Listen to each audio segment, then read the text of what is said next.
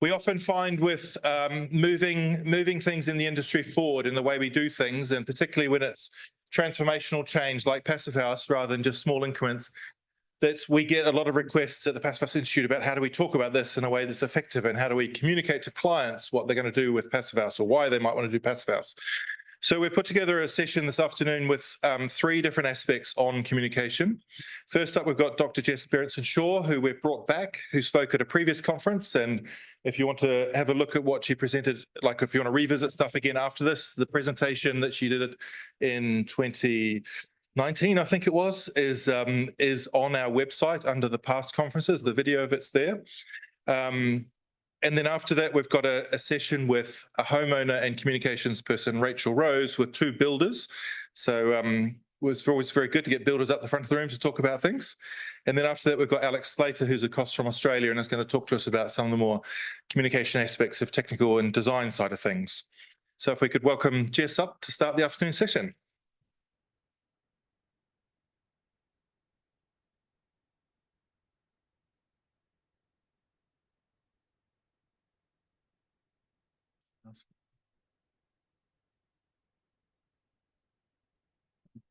Oh, there it is there. Yeah.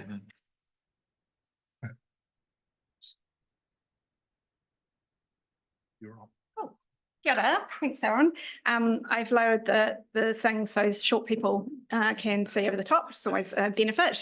It's really nice to be back here. My name is, as Aaron said, is Jess Berentson, and I run an organisation called The Workshop. I am a researcher by trade, but I also have worked in the healthcare setting for many years, trying to get evidence into policy making, something which I know all of you will feel a bit desperate about at the moment. I live in a little cottage in Newtown. It's a bit draftier and costs too much to heat. I do not live in a passive house, so one day I wish I could. I do have a lovely garden, however. But today I'm here to talk to you about how to communicate about Passive House in a way that can lead to the sort of large-scale changes that are needed in how we design and build in this country. I know that many of you are here with your hats as designers, as suppliers, as people who are working with clients. But I'd like you to put your other hats on for my presentation, and that hat is your hats as advocates, because that's what all of you are, as people who are invested in and interested in change. You are also advocates for how the system can help improve not just the people who you work for's lives, but for much more broadly communities across our country, but also the climate. And I know that you've had a rather grim presentation at the start of yesterday. So what I want to encourage you to think about is really not as yourselves as individuals, but as part of a movement, and not just within the passive house industry itself, but much more broadly for people who are really interested and engaged with and care about, as I say, buildings that work for people and the planet everywhere. Okay, so this is my lovely team. We're a small group, and like you, we want people to live great lives everywhere, not just some, and we work with people who share that vision, and we do so using the science and what I sometimes call the art of framing, and I'll talk through what that means in this presentation. We're really about explaining complex ideas to deepen understanding, but also to unlock demand for the type of solutions that we know will achieve the outcomes that many of you are also working for. And why framing? What does it do? Well, it helps people to work more collectively. What we find when you have a framing and narrative strategy, you can come together. You find a shared language, and it's really important when we're working on an issue together, and we all can sometimes talk in different ways. To find a way to talk together that's more impactful is really helpful.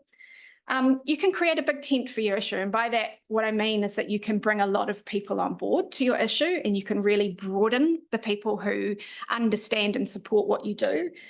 And the other thing that good framing and narrative does is it future-proofs. So we know that particular solutions can be politicised, they come in and out like the tide with different governments and different organisations, and one of the things about having a great framing strategy is that you can ensure that your solutions endure through political cycles. So what I'm going to talk about today is just what is this thing I keep talking about called framing. It's not to do with building. I am aware I'm talking to a group who has a particular meaning of framing. I'm going to talk about some of the frames that we know that help people better understand the need for passive house and passive house-like. And then there's nothing worse than going to a talk like this and thinking, yeah, but now what? So I'm going to give you 5 tips that you can go away with today that you can start doing, and a little bit of how we can help you further as well. Okay. So for many people that we work with, regardless of what they do, whether it's you working in the building industry or people working in education or in climate or in poverty, we find that care for others and care from the environment is a big part of what motivates you. It might not be the only thing, but the desire to make a contribution, to act responsibly, to leave a legacy and make a positive difference is a big part of what motivates the people who we work with. Many things can act as a barrier for us having an impact in the way we'd like. But one of the big things that we know is getting people to understand your complex issues, and that's where we come in. You struggle to find the support for the solutions that you know will make the biggest difference. And why is that? Well, there's lots of reasons for that, but obviously I'm going to give you our why it is. And to put it quite simply, to understand how people come to understand or not understand complex issues, we call it fast brains and frames. And a lot of that is to do with how we assume that people take on information and react to it. So we often assume that people are logic first. And as I say that, you'll be thinking to yourself, well, I know that they're not. Unfortunately, what it means is that even though we might feel that that isn't true, the way in which we communicate is still often driven by this assumption that people are logic first.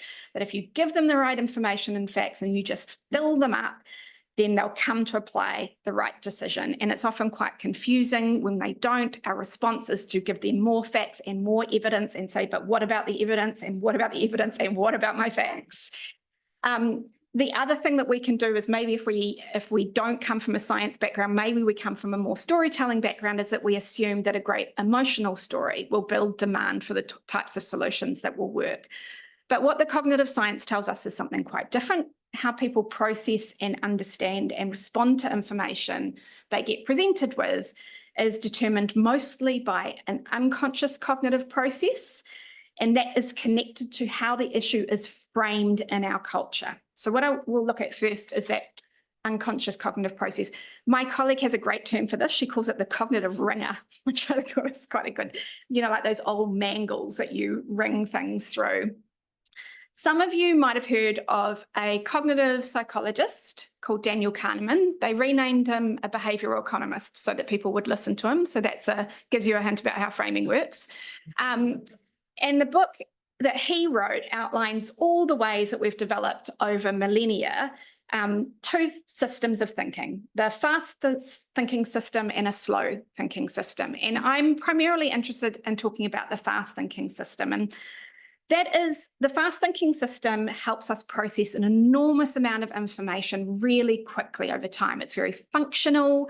It serves us well. If it wasn't in place, then every time we got up in the morning and looked at these things with 2 legs in them, that we would have to figure out what on earth we were going to do with them and what they were for and why we needed to put them on. But the fast thinking system we know we pick them up and they're a pair of trousers and we put them on hopefully we put them on before we leave the house.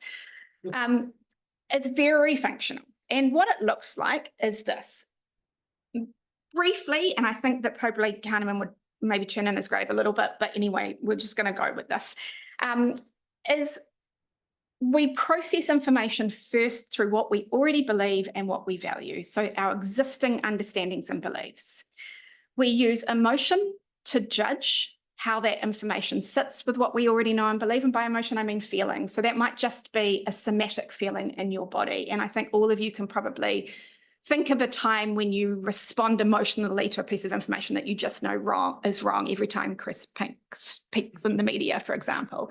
And then we will use other cognitive shortcuts, so mental shortcuts, to confirm or help us deal with those feelings that we have in relation to that information. So we might, for example, hear a piece of information, it doesn't fit with what we already believe, it makes us feel uncomfortable. We then use something called confirmation bias to go and find information that fits better and makes us feel more at ease emotionally. We then make a decision that information was wrong and we backfill it with logic. Okay, so that's kind of how the fast thinking system works.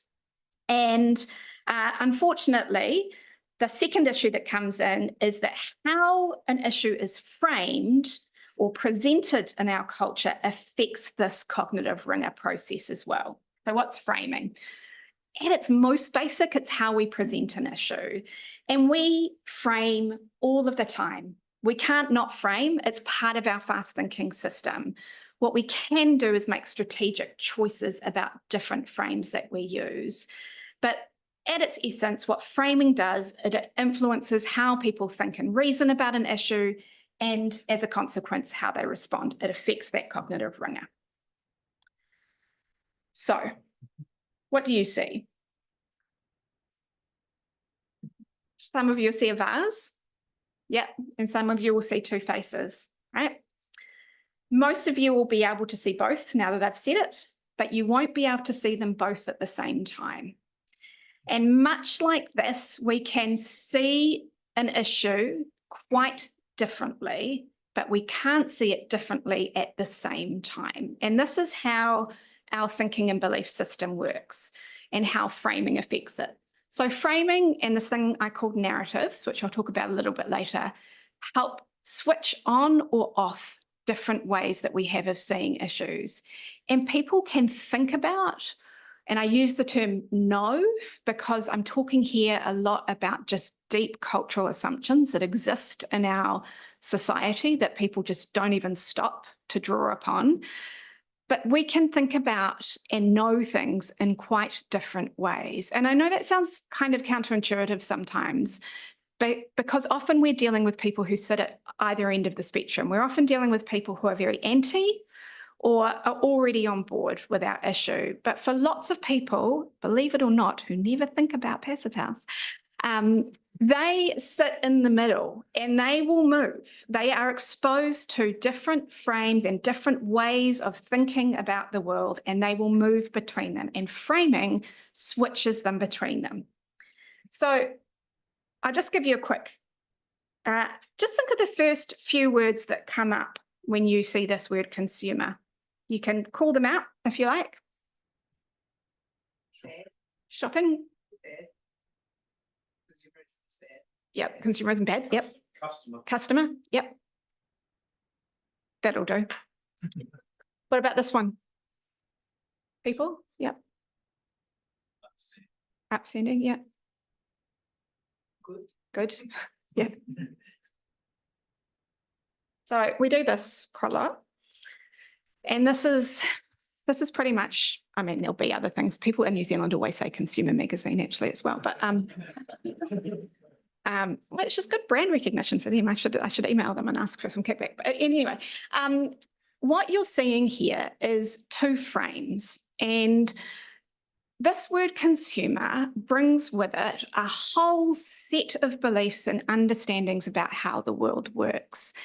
So when we use this frame consumer, what it switches on is how people act in the world, what their role is, what a problem might be, and how people might solve a problem. If we're talking through the consumer frame, when we're talking about climate change, then people will often think that the way to solve climate change is through their role as a consumer.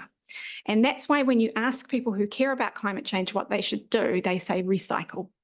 Because most of the time they are framed as consumers, they're not framed as citizens. And you can see that citizens brings with it a whole different set or model of how we interact with the world, how we solve problems, what is even a problem to start with.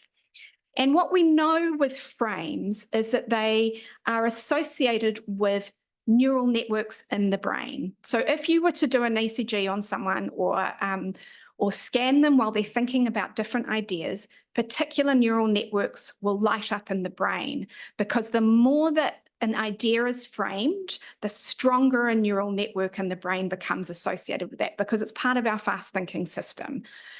So how then do these kind of shared ideas or mindsets, as we talk about, come to be? How does the consumer model and frame come to be?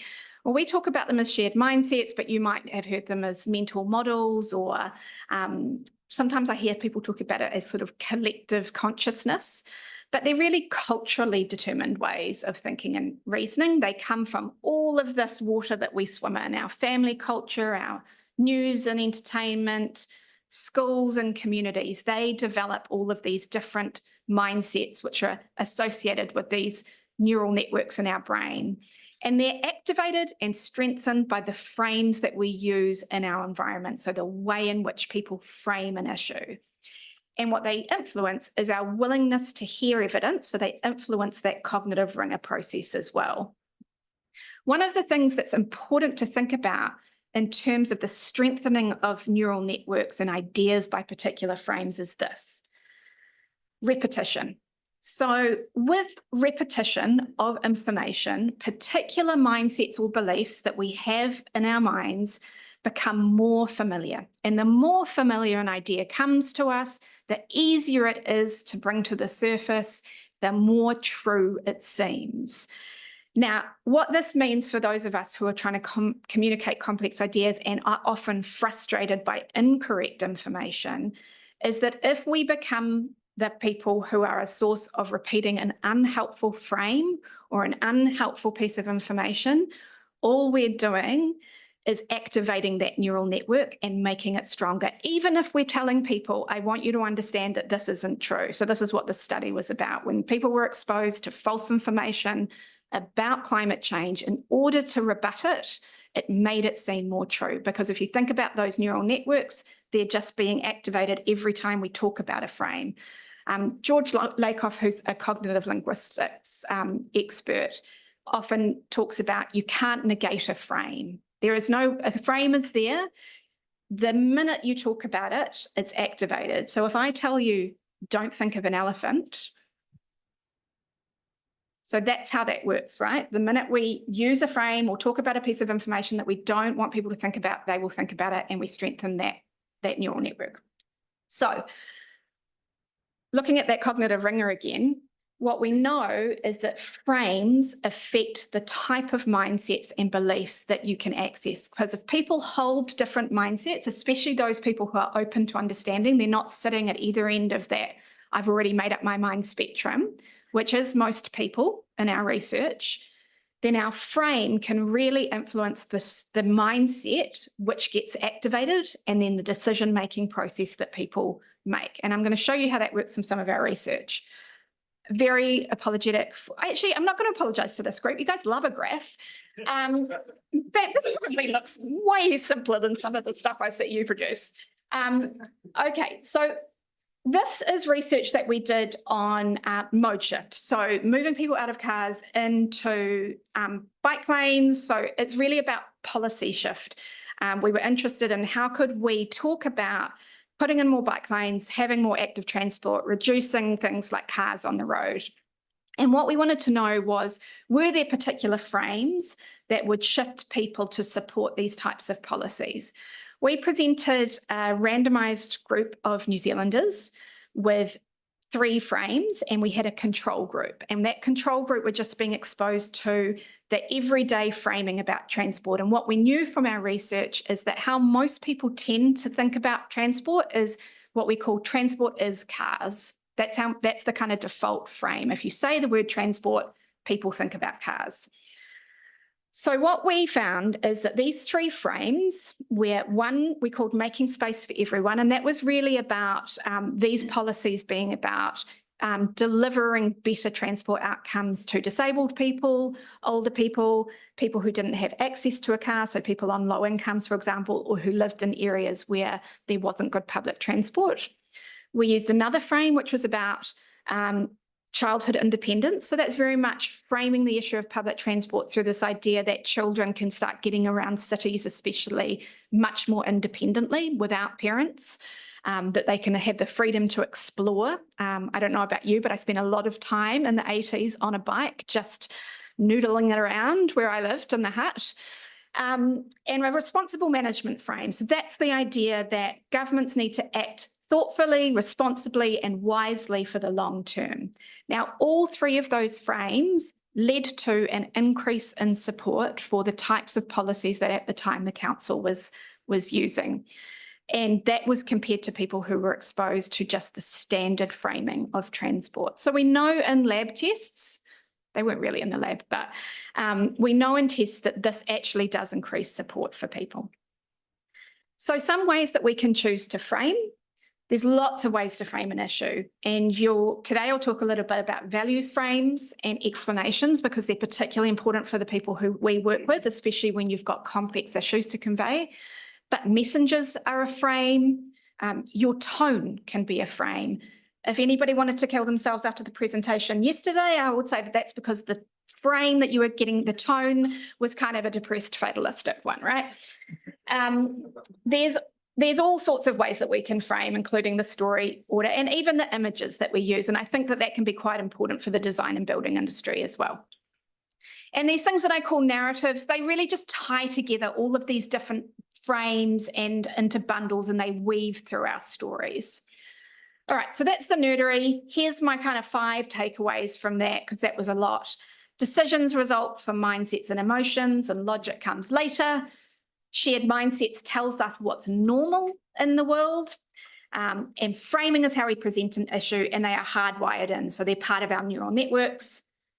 Different frames can switch us between different mindsets, which we can have access to, and different mindsets can lead to different or hopefully better decisions. So what's the role of public mindset shifts and framing in public good improvement? Because for me, this is what Passive House is about. It's about a public good improvement. So I'm showing you this image. That balloon is a decision maker. That represents a decision maker, any type of decision maker, usually a politician, but not necessarily so. The rope and the rock is the public that they're tied to, because any decision maker is tethered to their constituents or the people that they represent, and they can only move as far as that public will move. And what we know is you can push on the balloon and it'll move a little bit and then it pings back, usually, especially the change of government. If we want big sustained change, you've got to move the public. You've got to shift them into a space where they really demand the type of solutions that you know will improve their lives. And that's what framing a narrative does. This is you, all you people. So if we can shift that public, then not only can we get the types of policy and structural change we need, but we can keep it there. Because one of the dangers, of course, is that you might achieve a change by pushing on that balloon, but then it gets flipped back again. So it's about the sustaining of that change, is about shifting the public. And that's really about cultural shift in lots of ways is what I'm talking about. So I know that you had Passive House Scotland talking to you earlier today. So I've got a little bit of a case study. So what happened is there was a climate assembly. I don't know if your speaker spoke about that. And that's really important because that came from the public. And the climate assembly recommended the Passive House standard. And after that, the government was a bit shit. And they said, and they got a response that was a bit kind of bland. And the climate assembly came back and said, yeah, not good enough. And then what happened was, in between that, a series of advocacy action. So essentially shifting the public into that space. Now, some of that was also working with politicians, but politicians won't move unless they know the public moves. So what happened in between that is a lot of work to push against the politicians so that ultimately the standard was introduced by a private member's bill. Now, I know that there are concerns that it's going to be watered down, but this is politics and the policy-making process. The important point is that you now have a public demand for a different standard, and that's really important. And I'll talk about why that's important when I'll talk about what New Zealanders currently think. So what are New Zealanders currently thinking about buildings and what's going to help or hinder in this process? And I start with the challenges, sorry, people. And there are more than opportunities at the moment, but that's not necessarily going to remain true. So you all know this, that housing is seen as an investment primarily, not as a wellbeing issue or a foundation of health and wellbeing. Now, the problem with that is that it is framed entirely as an investment, and it's so easy to bring that mindset to the fore, and we grab onto those frames and use them ourselves to talk about it. But when housing is talked about as an investment, it's very hard for people to think long-term about public good and about the kind of large-scale shifts that are needed to improve lots of communities' lives, especially those communities whose housing will never be an investment for, right? There's a high degree of faith that new homes built to code are good ones. The general public's understanding of regulation and their rights is very slim. So most people can't see the building system. They can't see the building code. They can't see anything to do with the policies and regulations which are shaping our buildings. They tend to reason that if there's a problem with a building, if it's cold, if it doesn't work for people, if it's unhealthy, it's a dodgy builder, or worse, it's a tenant who didn't open their windows or wipe it down with a towel or whatever other rubbish that we hear. And we don't know what we don't know. So it's a really big stretch for lots of people to imagine that our homes can be different in New Zealand. It's unless people have lived overseas, people really struggle to understand what is possible. And that kind of relates to what I call the flash tap issue, which is experts assume people are shallow and they're just interested in nice taps and nice fittings, when in actual fact, they don't know what they don't know. So they don't know that there could be something different. All of the framing and everything that's talked about to do with buildings is often to do with the aesthetics as well. So they are simply expressing the mindsets that are available in their culture about buildings to them. We really, as you know, lack a vocab and framing to talk about other options other than the aesthetic ones to people. I'm sorry, people, but passive house is viewed as niche and expensive by many. And high performance is not a good word. People relate it to Ferraris. And when you think about high performance and Ferraris, you think about something called what we call the luxury good mindsets. And I'll talk about what happens there. There's not a great awareness in builders or in the general public as the house as a whole system. And I know that I'm not telling you anything that you don't already know. And we're seeing that there's not that much tolerance for the idea that mass production or standardization could result in better outcomes. And that's partly because builders, for example, see themselves as craftspeople. So you've got a real identity issue going on there as well. I don't think that this is necessarily at odds with thinking about standardization. There's a way to get around that. So these challenges in how people think really represent these kind of unhelpful cultural mindsets that we see. So this idea that it's too hard or it's too impossible, I'm sure many of you have spoken to people in the building industry who say this about passive house, a scarcity mindset. So this is the idea that it's a luxury. It's people just need houses, and stop talking about better quality houses like we just need the basics. You see this narrative everywhere at the moment to do not just with housing, but with councils, with anything actually that's kind of about long-term well-being. Individualism, so that's the idea that bad houses are because of bad builders or poor outcomes in people's houses because they haven't made the effort, they've done something wrong as renters, for example. And really that houses are just about the ROI. So that's the consumerism mindset that we see happening a lot. And sorry, so the frame that's being used here, which this, as I said, the government's using a lot, is the scarcity frame. So it positions anything that feels uncomfortable, different, new, has more costs in the short term for longer term benefits, as a luxury good and creating a barrier for the basic thing that we do need. And this frame, more than the specific false information, is what needs to be pushed back on. It's the broader frame as opposed to the micro information that we want to push back on. But as I said, you can't negate a frame. It just makes the neural pathway stronger. So you need a new frame in order to present the issue through. So this is where the opportunities come in and how people think and reason. The first one is renters. Renters need help and they're looking for solutions. And I think you can think about renters and the rental industry from a perspective of thinking about who your accomplices are in this work and who the people who will potentially benefit a lot from a passive house standard in this country. People do have a sense that our homes are a bit crap, which is a little bit at odds with, this idea that that people think that what we're getting is good enough. But you can see how those two mindsets can exist at once. People both know our houses are a bit rubbish and think that maybe what we're getting is good enough. They care about climate change. They've got no idea what to do except how to recycle. And even then, they don't know how to recycle. So they do want people to act on climate and government to act on climate and other issues like energy poverty. But again, they really lack the language or the knowledge to know what will work, hence the recycling. People trust builders, and this is good because you can think about who your messengers are, right? So there are many people in the building industry who support this work. There are some who don't. But thinking about builders as a trustworthy messenger, remember earlier I talked about messengers are also a frame.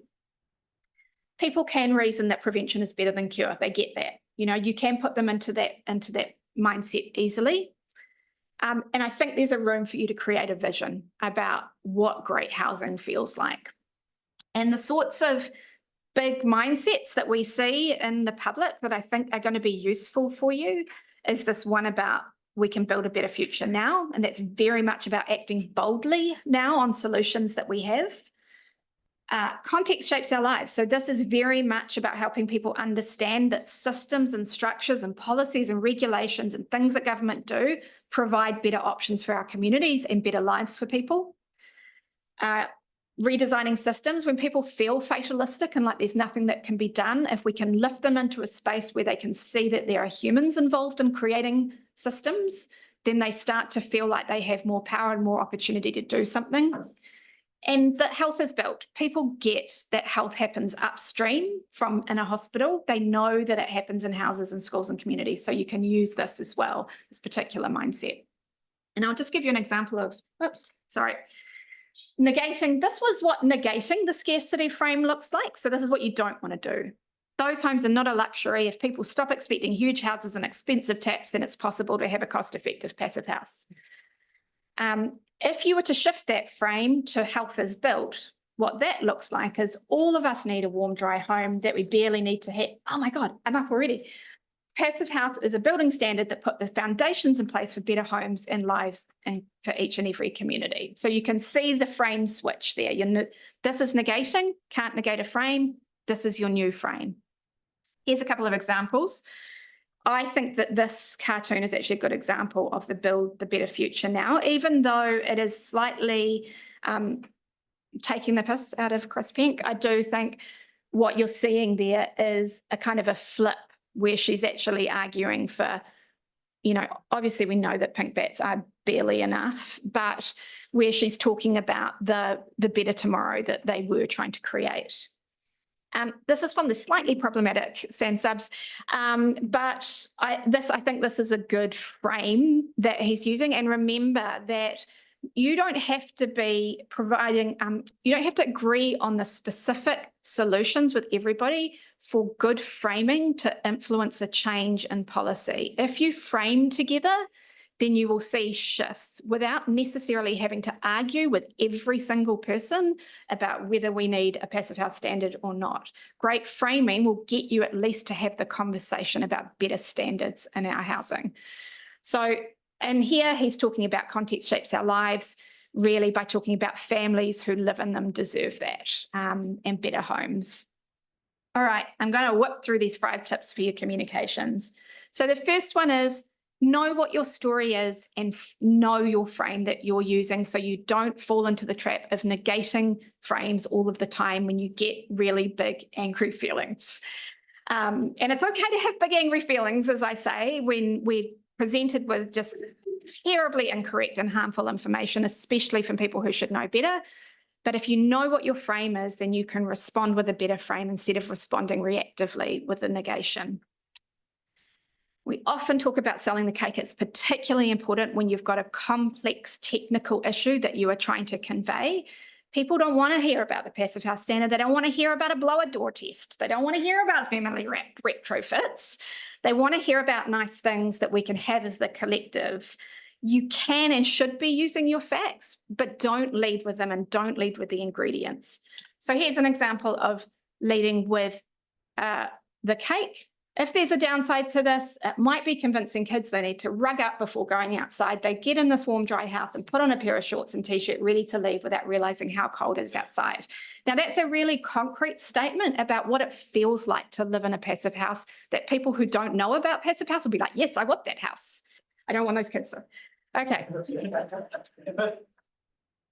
The third tip is about values. Now, values are our core motivating force. They are the things that really deeply matter to us in life. And I talked about them earlier in this presentation about what drives you. And the great news is that those intrinsic, all of us values that drive you are actually what motivates most people. They just think that nobody else cares because we're surrounded by frames that tell us that the only thing that matters in life are money and success and achievement and what else. So when we use people's core motivating values, it connects their motivations to your issue. It's a door that you can open that invite them in to talk about passive house. So using values are great. Here's a care for every person value. We're a country of people who look out for each other. That means each and every one of us should be in a home that supports our health and well-being. And this is a wise and responsible. You saw that we'd use that responsible frame for the mode shift work. So we can talk about what wise and responsible action for people in government is and frame that issue, frame passive house through that. Our fourth tip is to use simple explanatory frames, good luck people, to deepen the public's understanding of the issue. What I've got here is an explanatory metaphor to explain how climate change actually works. We call it the heat trapping blanket because, believe it or not, most people still don't understand how climate change actually works. And the research that we do at the workshop, we spend a lot of time trying to figure out how there are simple ways to explain to people so that they understand quickly.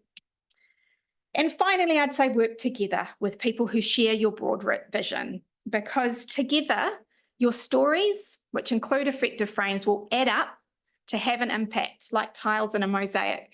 And the point I'd like to make about this is that the people who you work with aren't necessarily just in this room or even just in the passive house industry. They're, like I said, they're people like renters. They are people who share your goals and a vision for better homes and better buildings in this country. They're people like churches. They're people like iwi and hapu who are investing in their people to have better housing as well. And these people can all share your frames and you can have a narrative strategy together, and that's what shifts the public and build demand. So we've got how we can help is we've got lots of these guides. We do lots of research. They're all free on our website. I think there's some good stuff in the government and its work for long-term good that you can probably draw upon when you're thinking about passive house. You can learn how to use it. We do training all of the time, both in false information and in these general framing and narratives. Just very quickly, what about false information? If you don't want to repeat false information because it makes it more familiar and true, what do? We've got some training for that as well, which helps 3 tactics where you can address the impact of very specific instances of false information. And for any of you who are in Christchurch or Auckland, these are the trainings that we have coming up in both the stuff I've talked about today and how to apply it, and also false information. Thank you.